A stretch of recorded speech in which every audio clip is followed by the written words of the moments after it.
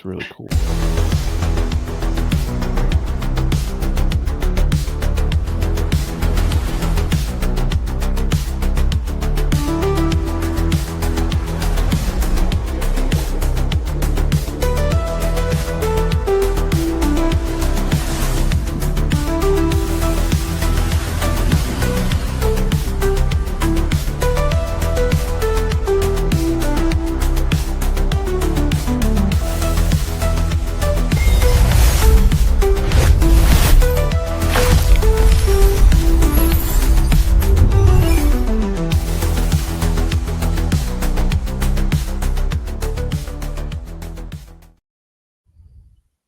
Hello and welcome to another episode of Speculative Speculations. I'm Varsha. I am 5 Nickel. I Okay. am one Chris. I'm 7 Apocalyptic Fudge. I would like to amend my name, please. This is a series where we talk about speculative stories in all their forms. We are wrapping up our discussion series of Desolation called Peace by Arkady Martine.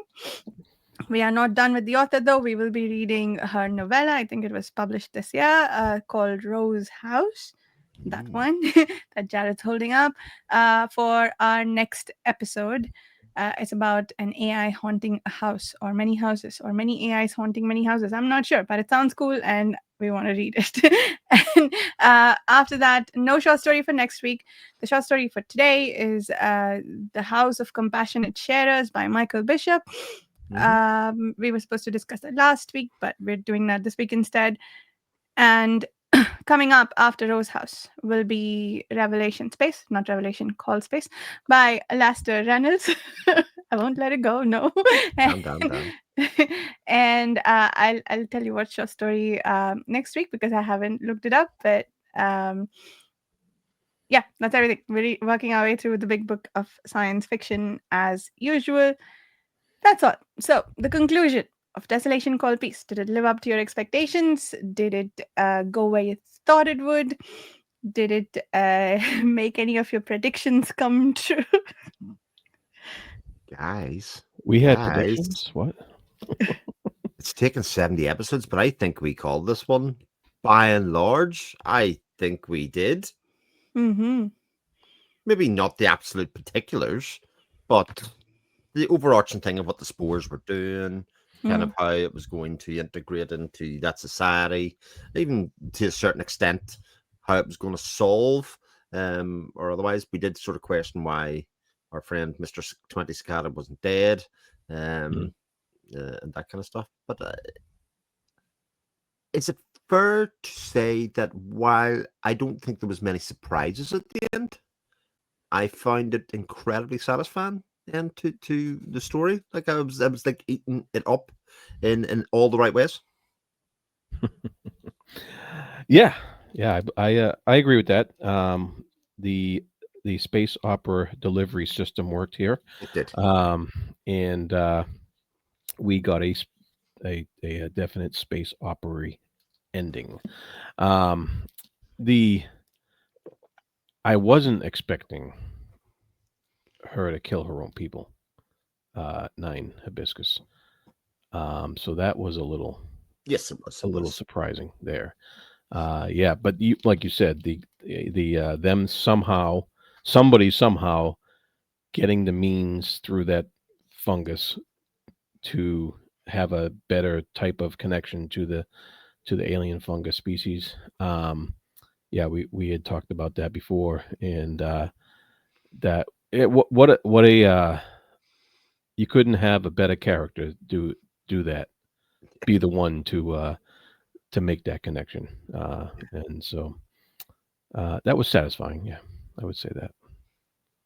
And what incredible foreshadowing in the name, right? Swarm, which Yes. Oh, yeah. Yeah. they kept commenting on it the whole time about how that was strange, but it was okay. And he had this whole sub thread about the cult of homeostasis and how he wants to keep things stable. And I love that little epigraph we got about it's only homeostasis. If you're willing to die for the empire, you're also willing to die for the stability of other things. and that is precisely what he did. It wasn't sure it was to save his empire, but they had another way out.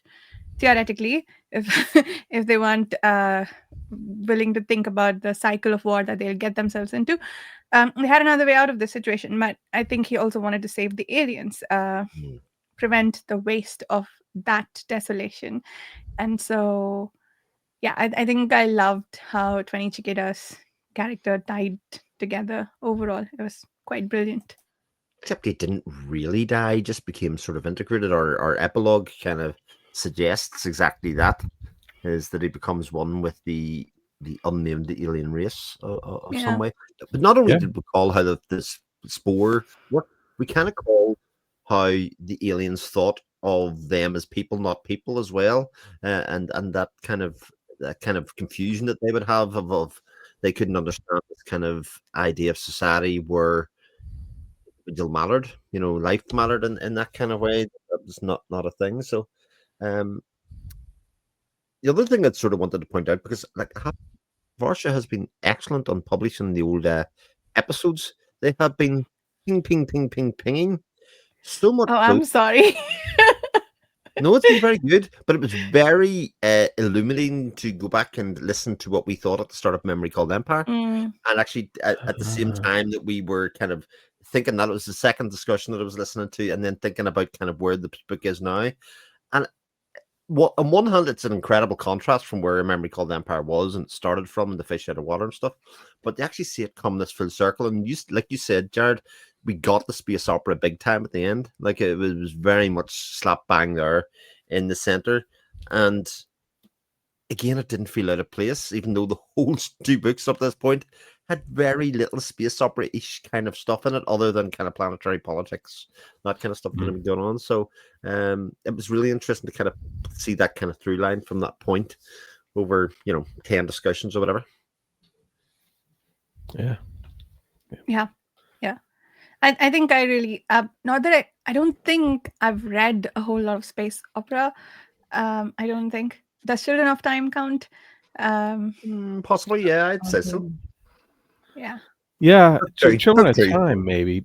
Yeah. Yeah, but he in that series he kind of he blends Yes, stuff. Yeah, that's true. Yeah, that's fair. Um but Dune is a space opera, and mm, True. and Expanses, The Revelation Expanse. Space will be, I'm pretty sure as well. The Peter Um, F. Hamilton space yeah, operas. oh yeah, Yeah. I've read that one. I've read Peter Hamilton's stuff. So yeah.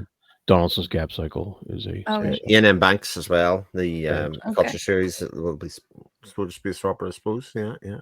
Nice. But I've, this is I've a read real thinker of a space mm, opera. I think that's very fair to say. yeah, yeah. I wanted to go back briefly to 20 Cicada a little bit. Like you said, Chris, that he didn't really die, but also, is he the same person? I No. think we've been sort of really invited to think about that over the two books with Mahit as our POV, about what it means to live with another memory. And now it's an entire planetary, at Mhm. least, memory that 20 Cicada has absorbed, and it's completely alien to him. We saw just what two different kinds of Iskandar did to Mahit and her personality and her Sorry. identity.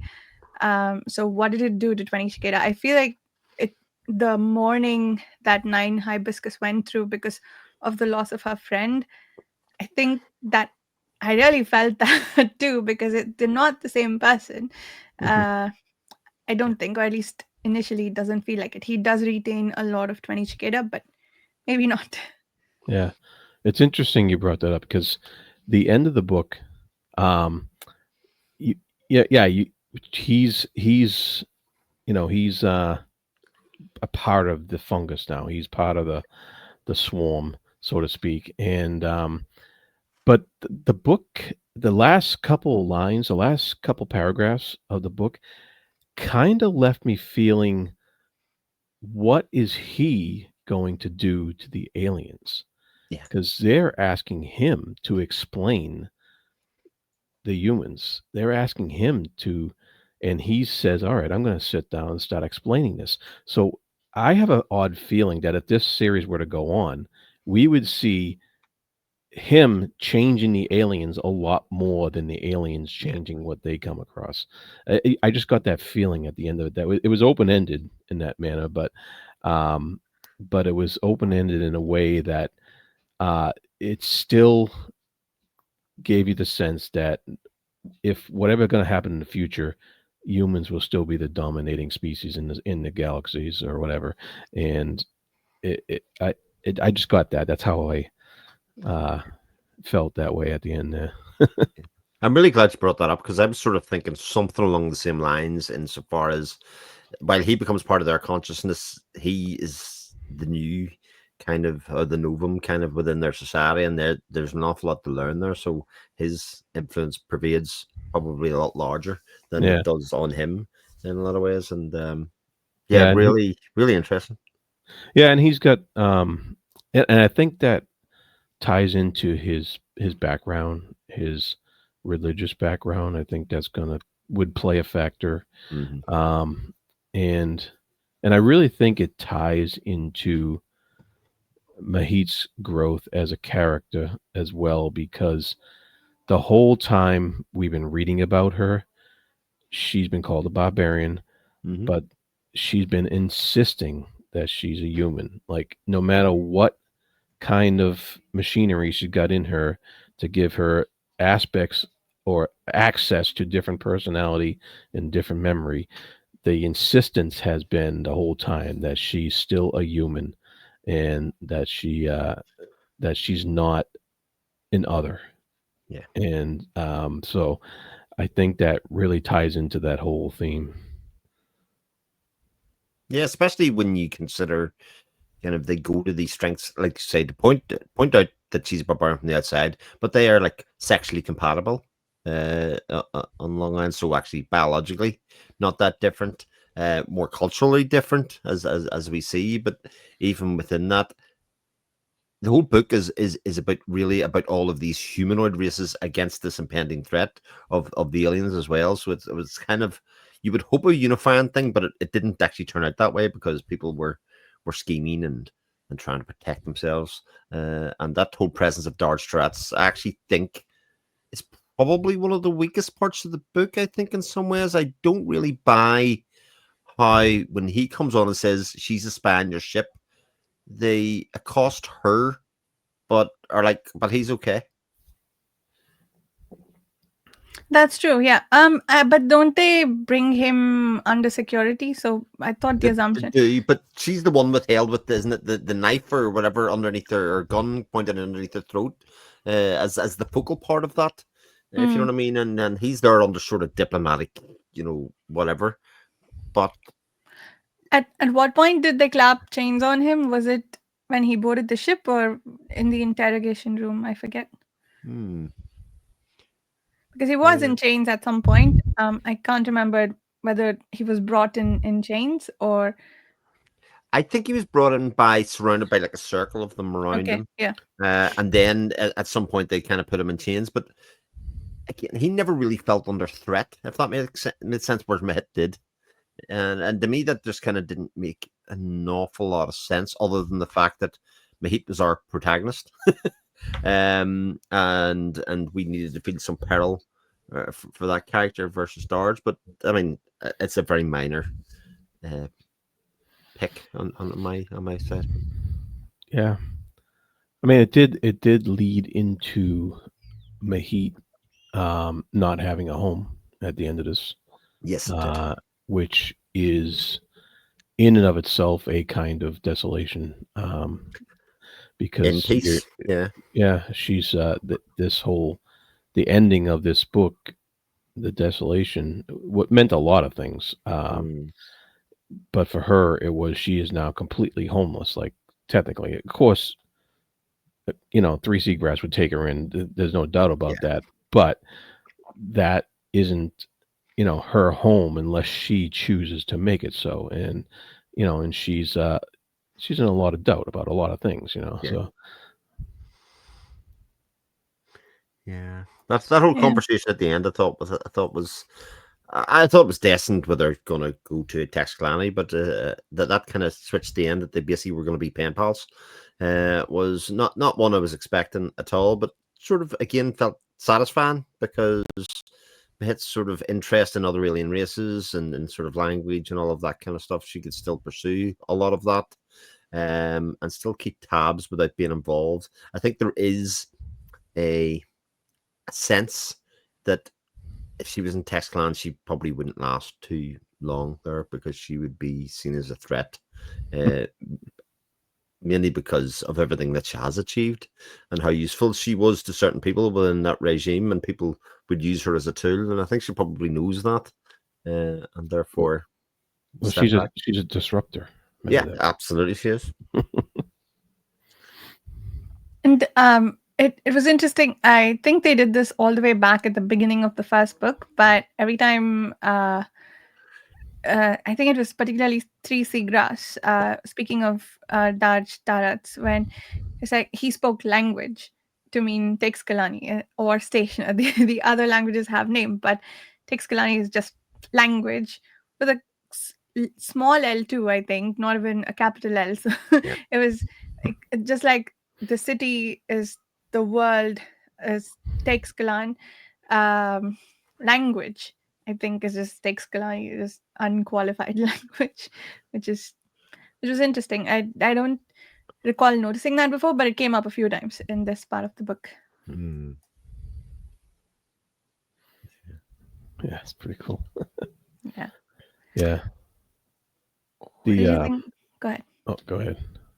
Oh, I was going to change the subject a little bit. Go ahead. So was I. I was going to Oh, say, out of all the characters, which one did you feel the worst for? Like, which one did you feel bad for? And for me, it was definitely Nine Hibiscus. I thought the she lost her best friend, and she had to kill her own people, Yeah. to give the order to kill her own people, and she's got to live with that the rest of her life. So I thought that was in and of itself a real a desolation on and on its own for that character. Yeah. But in some ways, the scheming of everybody around her sort of left no choice for her at that No, stage. I mean, she was very absolutely. much painted into a corner in that stage. The people trying to compromise her ended up compromising themselves in the long way because obviously they were all sent out there to die anyway. Like even though 16 Moonrise or whatever get killed in it, they were all supposed to die. Like that was the entire idea at the start. So the fact that Annie came back uh sort of beat the odds in some way, but she will carry that. She'll have that survivor guilt for sure. Yeah. yeah. I think I felt the most bad for Three Seagrass. Yeah, I would because, agree with that. yeah. Because I don't think I still fully understood what Mahit's problem was with going mag or with their relationship or with how Three Seagrass was treating her. I guess there is this aspect of you're different or this inherent superiority in being Texkalani that Three Seagrass was sort of projecting indirectly or without intending to, and that's probably what bothered Mahit.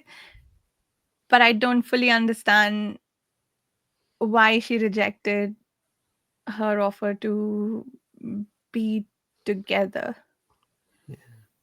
And it's not explicitly spelled out either, Varsha. I think there's quite a lot kind of going on play there.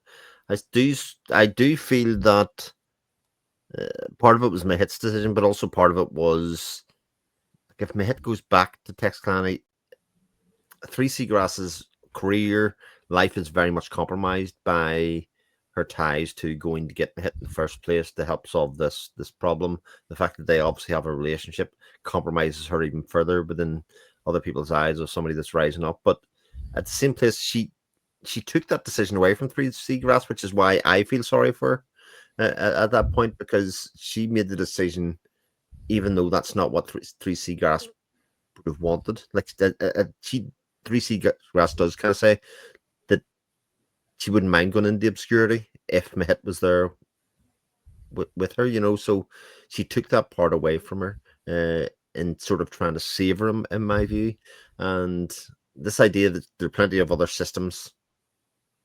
Again, we were talking about this in the second episode of Memory Called Empire, where we talked about her kind of superiority feeling of all the other races. Actually, there was obviously a Texclani, then the Ilsel, and then everybody else at that stage. If you remember when she got introduced to all the other ambassadors on Texclani at that stage, yeah. And relating to that, it sort of feels right. Where's she going to go then? What's she going to do outside there other than find her little lost island and do a bit of Castaway with Wilson the football? Maybe book 3. It's got to be a football in this future. How good would that be? Wouldn't that be great? But now, of course, when you say football, you mean soccer ball, right? I mean soccer ball. Yes, I do.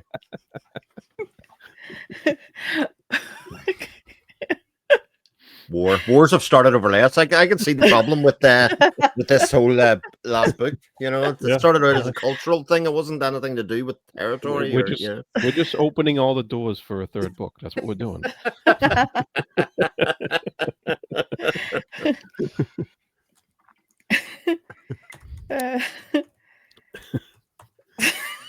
On the other side, whose character journey did you enjoy the most, and why was it 8 Antidote? I was gonna say, if you don't have 8 Antidote as your answer, then you have a lot of explaining to do. Who was that again? Yes. Oh, you go, Chris. You started it. Okay, I'll go. Like, how satisfying the way that his story kind of flowed in parallel to the whole thing. And the best part about it for me was that he thought he had it figured out. He kind of went out in a limb. He did the shard trick, and then he realized, oh shit, I'm wrong.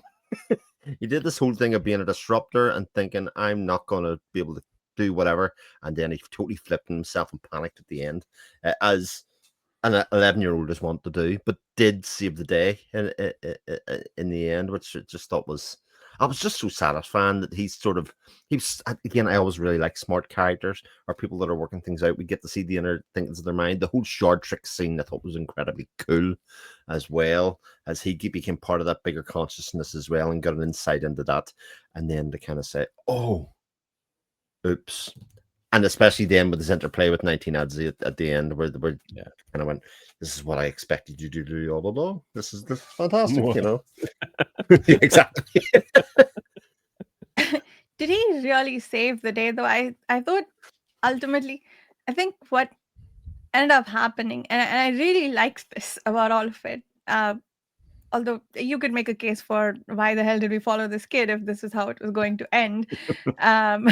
But the fact that ultimately what he did wasn't really useful or even necessary, but that he did it, that he tried, and he didn't quite fail. It just wasn't necessary at that point. Yes. He would have maybe saved the day if things had gone otherwise, if 20 Cicada hadn't done what he did, or I guess 16 Moonrise, that bit 9 Hibiscus did on her own, again because 20 Cicada. So it just was like this lovely separate story of a kid trying his hardest to do what he believes is right, and that was cool. Am I misremembering the fact? Was it not him or through him that they gave the position of the 16 Moonrises fleet away because they were, or did 9 Hibiscus know that anyway? I thought he looked it up. Was it through him? I thought it was maybe through him in the shard trick, but maybe I'm misremembering that. I could be very off base there. In my head. Oh, maybe I missed that then. But no, maybe it could be me. I just sort of had this idea of, how did they know where they were? Because I don't think 9 Hibiscus knew what that fleet was pinpoint exactly. I thought that had to come through the Emperor or the Ministry of War at that time, which obviously an Antidote was privy to at that time. I can't remember the person who's the Minister of War. Their name off the top of my head, but I could be completely wrong about that. Yeah, that's interesting. I thought it might be through the shard trick or just as commander, she knows where all her troops are. Maybe. because they were Mm. sending messages out. She just wasn't responding. Oh Um, yes, that's right. Yeah, That's right. She was not responding on purpose. mhm. the big board. Yeah, but yeah, he was a disruptor in the end, though, which was all he ever wanted to be. He wanted to be a cool kid. Yeah, and what a cool kid he was. What- yeah. I, I guess what it did do was create Hmm. things for a third book, if if there was going to be one. Like I think the outcome of that was 19 ads is no longer in the dark about the Mhm. shard trick. Well, Which, that sorry, that go ahead. that that's what I was going to say. Like what it did is the actions that happened, Nine Hibiscus's actions, sort of have Emperor approval in the background because of how Eight Antidote was filling that in of what was happening over across that other way that they couldn't see. So it, like you say, it does set up this idea of a more connected third book and it kind of outfalls of that because I suppose without that. Nine Hibiscus could be put on war trial for war crimes and that kind of stuff for acting by themselves at that stage. But because that shard trick and all was happening with the Ministry of War back home in Texalani, it sort of felt a bit more of a connected kind of civilization decision at that stage. Yeah. Yeah, that they Interesting. were all in on it and decided together, Yeah. even though they didn't really. But Yeah. we know that there are all these disparate segments that are in agreement. So yeah, there's no more tension or conflict to resolve after this. Yeah. And so 19 Asdi comes out of this all just smelling like roses. As we would Like expect. best emperor ever, right? Yeah. Pretty good. Let the kids I- decide. Yeah, well, and classically did absolutely nothing. Right. Didn't interfere in any way. Just sort of let it play out, and just had people reporting back to her just what was happening. So that, yeah, very again smart, really smart, character writing. Yeah. Agreed. What else did we have in these sections? 19 Moonrise. The argument that 8 Antidote overheard between what's her name and what's his name? 11 Laurel and 3 Azimuth. 11 Laurel is the Minister of War. I was trying to think of. Yes. Yeah. Yeah. Yeah, I guess. Yeah, It was sorry, go ahead. very interesting that that it was interesting to see 8 Antidote figure out the idea of they only had one mind, the aliens, s- separately from the fact that 20 Cicada was about to experience being Absolutely. in one mind. So that kind of like dual storytelling, telling two separate stories, but telling the same story through the two separate stories, I thought was handled very well. And I really like how they, because they didn't come about their information the same way. They Absolutely. came about, 8 Antidote came about it by, like you said, Chris being a really smart kid and and doing a lot of work to figure all that stuff out. And the and and it's interesting because he had the permission of the emperor to do all that stuff, and and that's the emperor's greatest strength is knowing where and when to give permissions, right? uh Well, and even if some of the permissions were stolen, because he did use the Emperor's seal covertly to get open doors for himself without Nazi explicitly giving him, which again is part of Nazi's brilliance as a character. Her brilliance, some might call. yeah, and the and then you had on the other side 20 Cicada.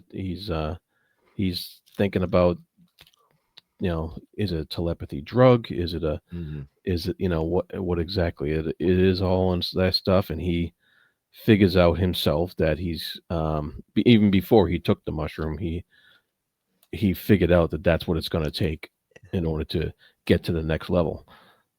Yeah. But he took a leap of faith. I mean, his was a faith thing to say, basically, I think I'm dead anyway, regardless. The heat's going to kill me if I don't do this. And let me do this for the planet, for the fleet, for everything that's going to happen. Yeah. I mean, it makes perfect sense Yeah. because if he's either going to die on that planet or he's going to die because the two races stop fighting. Yeah, One or the absolutely. other. Or he's going to die because he ingests this stuff and it kills him. So there was the three death options. And yeah, he took the one, I think, that makes sense, I think, for anybody to take, really. Mhm. When you think about the consequences of, you could sit there and hold out and try to say somebody will rescue me, but that didn't fit his character from what we've seen of him the whole time. He was it was very purposeful on Martine's part to point out how different he was from Mhm. other Texcalon And people. as Varsha pointed out, his name was the Swarm. He was famed for being in the heads of everybody that he knew anyway, sort of foreshadowed in a lot of ways. His Yeah, I mean, outcome. literary illusions aside, Yeah. he had plenty of character building to get to that point. Yeah. And it was nice how he became important in the end. He didn't take center stage at any point. There were, which I think is another thing I really like. We had our two quote unquote main characters. We started out with a third one this time with 9 hibiscus, and a fourth with 8 antidote. And 20 Chikera was just like doing his thing, and then he became the one who solved the problem. And we got all the build up about the homeostasis cult and how 20 Chikera was a part of it. We got a glimpse of his little uh, plant ecosystem, which was Mm. great. So That's great. Yeah. like the build up to all of it, that also lent a lot of Mhm. Even his befriending of the cat yeah. Oh was yes. kind of a Yeah. sign, Yeah. It was lovely. I love Yeah. it. Was really good. Yeah. Yeah. What what else So to big talk about? question for me, big question. unless somebody else can think of another plot point, because obviously there's less pages in this section we read.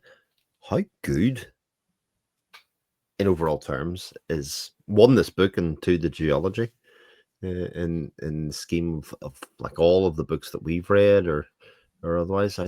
It's because I think it's very different to anything. Like, again, was listening to that conversation, we compared it to Embassy Town, and certainly there are elements of Embassy Town, but it went in a completely different direction with some of that same material. There are elements of Tchaikovsky's work in here went in a completely different direction for that. In fact, I would say in a lot of ways, while it's very, I mean, it couldn't be where it's science fiction roots more on its sleeve. It's an incredibly literary work, I think, and not just in terms of how it uses language and poetry and that kind of stuff, but it feels almost like it's just an investigation of a society. It's a very anthropological look at that. At society and that kind of stuff, rather than necessarily about spaceships and things, which there are obviously in it, and that kind of stuff, but much more about society, like I say. Yeah, I think it's a great exploration of how society, um, the, how society develops and informs the individual, and how the individual tries to um, keep their own sense of self from that society at the same time. And I love that contrast. I think it's a really deep theme in these two novels that um, that is always playing off against each other. Uh, the use of Mahit as an outsider, as a barbarian who is intimately familiar with the society she's an outsider from, is I think, a brilliant use of character. And So that exploration is really key to it being a literary piece, like you said, that rises above genre labels. Yeah, I agree. It's got great characters, excellent explorations of many sci-fi ideas, and a space opera all rolled into one. And it set out a war um, that it handled quite differently, which is nice. And it wasn't all lasers and fireballs. But also, to your point about the ending being really satisfying, Chris, I think that's really interesting too, because we've read series or books that built up a ton of mystery, and then the ending felt less than satisfying because you probably wanted to go a certain way, or there was so much build up that it finally felt a little flat. But this book, I think, for the most part, heavily signaled where it's going, Mhm. and it got there and it did it well. And it was like a nice little bow on top. Some light mysteries open if we ever want to continue this book. I think, yeah, it did all of that really well. So it it is really satisfying, but also interesting in terms of how it was satisfying despite being so clear about where it's going and what it's Yeah, doing. I think, yeah. yeah. That idea that it presented the solution to the mystery in multiple ways at the end, I think creates that kind of satisfying part because there was plenty of clues for you to pick up along the way, depending on which kind of thread you followed. They were all there, but I think just generally it's obviously a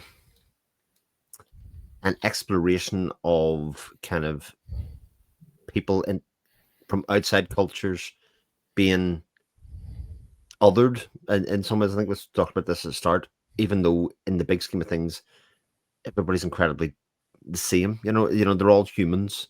But they have this kind of the have and the hold preciousness of what they are, rather than working together. And in the event that they work together, they could avert a war.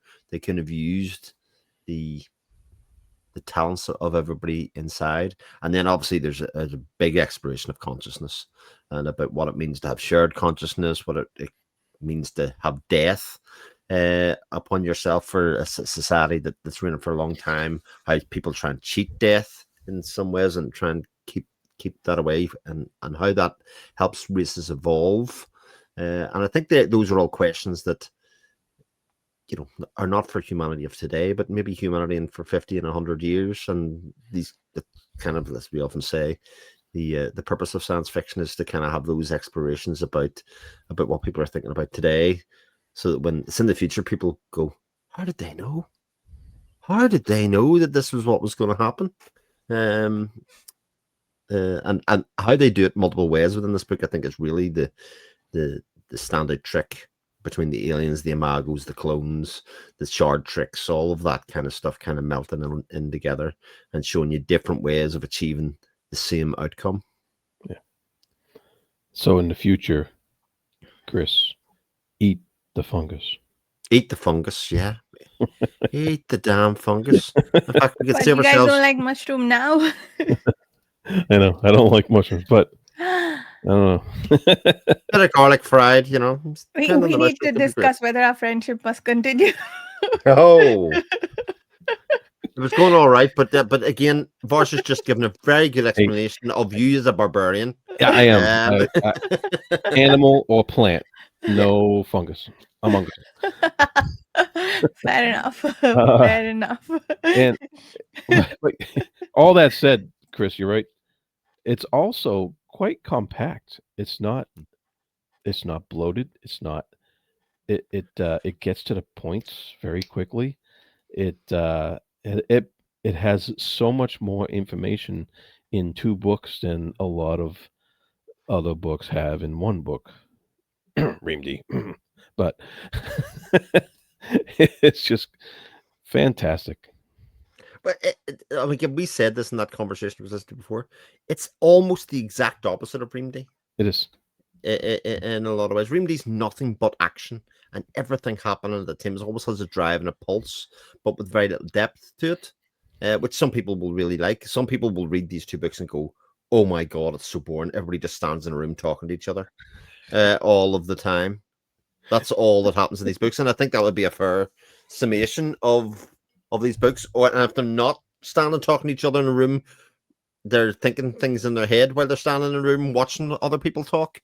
That's pretty much it. But as you say, the compactness of that to tell the stories that it wants to tell, and like for me, there was still plenty of excitement. There was still plenty of intrigue, and still plenty of things to figure out. It's my type of book, definitely.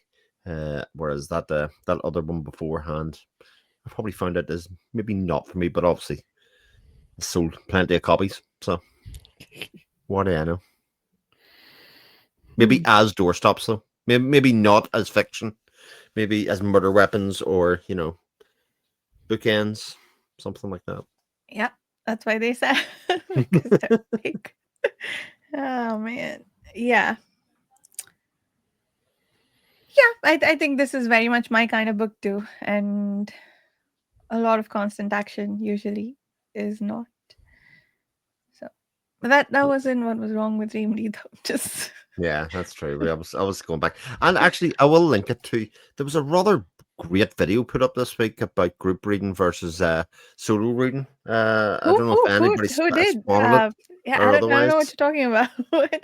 when who posted? Rodan thing. Yeah, Mr. the Fantasy Thinker over there, Mr. Five Nickel himself, put up a good, thoughtful piece that made me think an awful lot, and it did make me think quite a lot of the series actually. Rimdy would have been a fun solo read for an awful lot of people, and this is a book that definitely was enhanced by the collective experience, I think, which is quite ironic, obviously, given the themes of the book.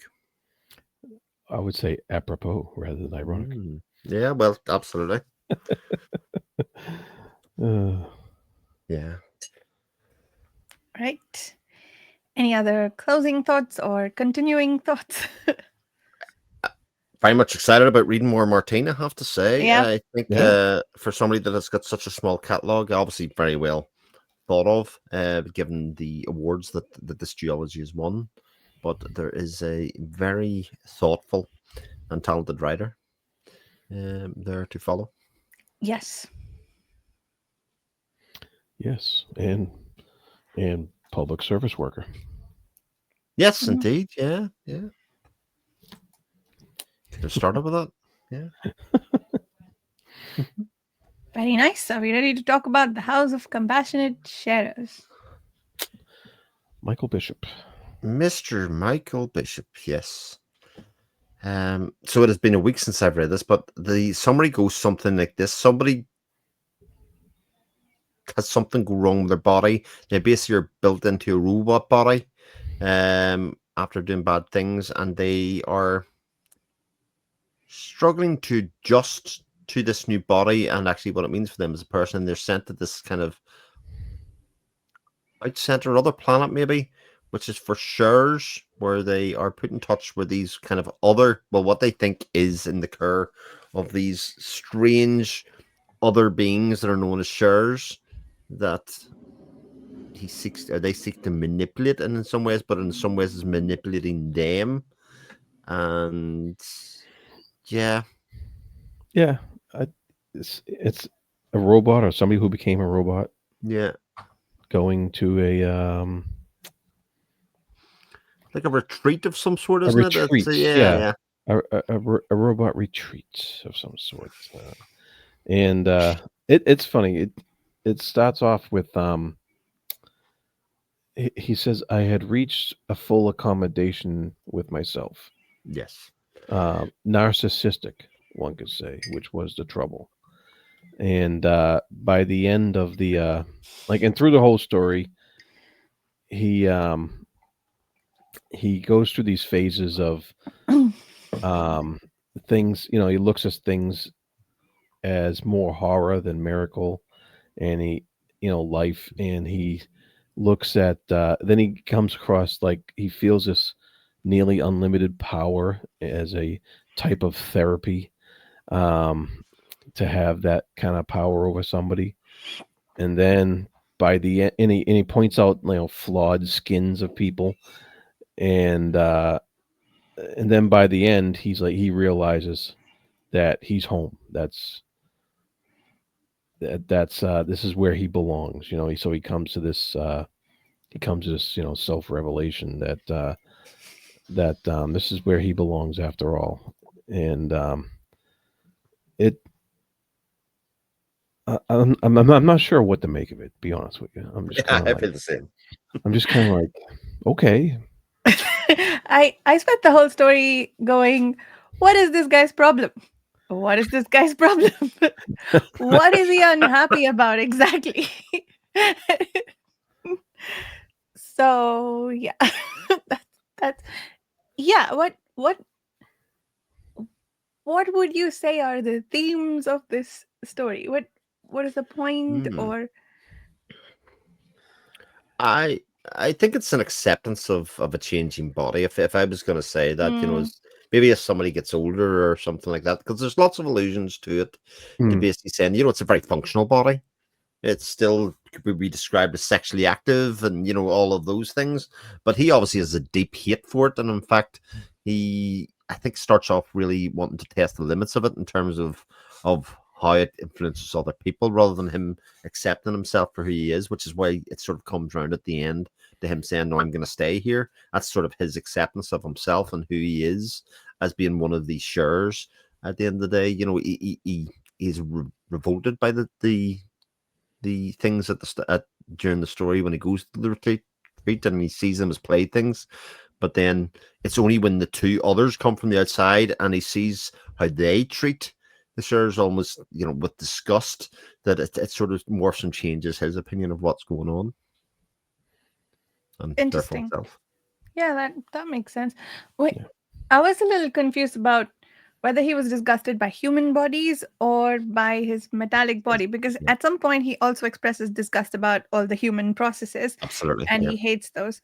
Or was that a result of his now metallic body, which like he can't reconcile himself with either anymore?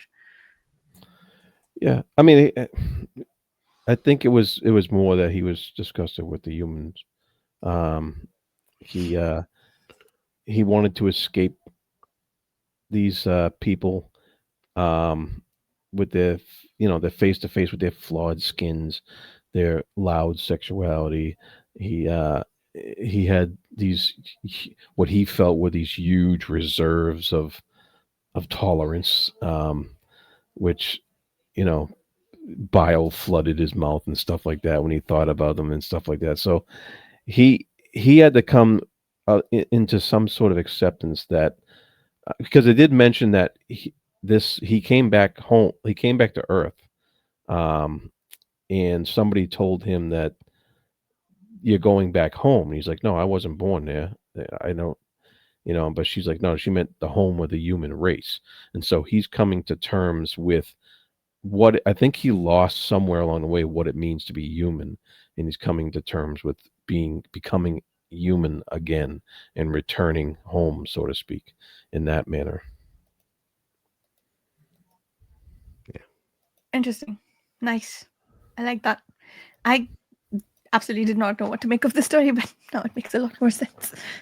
Well, even though I've said what I said, I mean, I do feel it's sort of uneven and sort of lacks a bit of cohesion. I do think, in a large part, due to its length, I think it's overly long, and it draws out some of those. The bit before he goes to the retreat is sort of, I Yeah. feel this goes on a bit too long, and then when we're at the retreat, I think it gives off the impression of being a weird sexual controlling thing for a while when he first kind of experiences with the share, and he talks about feeling its skin, and I think Mhm. that's probably in retrospect an allegory to him, you know, thinking about touching his own new skin in some ways, and the physical effect that goes with that. But it did sort of feel uneven, and it was only when the two outside characters came in that I felt you got a sense of what the story was really trying to do and develop in that way. Yeah, you're right though. It stumbled to get to that point, Yeah. because the beginning, the first 5 or 10 pages were kind of like you were kind of wondering if this guy was going to be traveling through space or if he was going to be, you didn't really get the feel for what he was going to and why he was going where he was going without really, um, until he got there and you realize he's kind of in a halfway house of some sorts, a place where for people to heal or what have you, and he didn't even realize it. So it was hard to come to terms with what was going on in the story when the main character wasn't really realizing what he was doing there, and it seemed like he couldn't really explain it to us that well, and so the story couldn't explain it to us that well, and maybe that's the effect that the author was going for, but like you said, it felt a little disjointed. Yeah.